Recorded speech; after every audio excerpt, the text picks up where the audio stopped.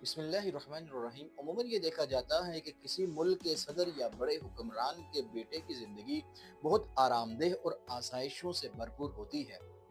अक्सर ऐसे भी होता है कि अपने वालिद की हुकूमत के दौरान इसे कोई ना कोई सियासी या मुआशी ओहदा मिल जाता है।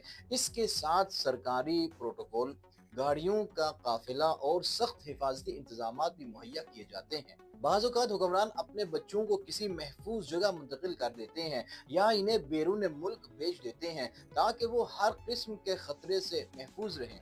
लेकिन मुज्तबा खुमैनी की ज़िंदगी इस आम रिवायत से बिल्कुल मुख्तलिफ नज़र आती है। उन्होंने कम उम्री में ही अपने वालिद आयतुल्लाह अली ख़ामनाई से इस्तिक़ामत, बहादुरी और वतन की खिदमत का सबक हासिल कर लिया था। जब ईरान इराक वार शुरू हुई और इराक ने ईरान पर हमला किया तो इस वक्त सैयद मुश्तबा सिर्फ 17 बरस के नौजवान थे। इस जमाने में इनके वालिद मुल्क के सदर थे, मगर इसके बावजूद उन्होंने आसाइश की जिंदगी इख्तियार करने की बजाय अपने वतन के दिफा के लिए मैदान जंग का रुख इख्तियार किया। उन्होंने दिफाए मुक़द्दस की मुतअद्दिद अहम कार्रवाइयों में हिस्सा लिया, जिनमें बैतुल मुक़द्दस 2, बैतुल मुक़द्दस 3 और बैतुल मुक़द्दस 4 जैसे मुश्किल ऑपरेशन शामिल थे। इन मारकों में वो किसी खास ओहदे या हैसियत के साथ नहीं, बल्कि एक आम सिपाही के तौर पर दुश्मन के मुकाबले में डटे रहे।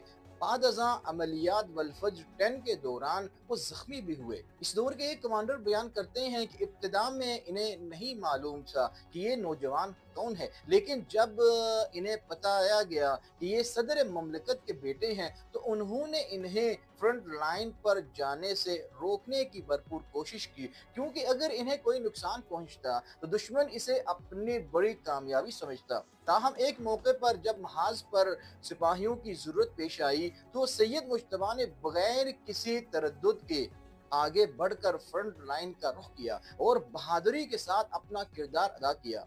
बाद में जब वो जख्मी हुए तो कमांडर को इनकी हिम्मत और जुर्रत का मजीद अंदाजा हुआ।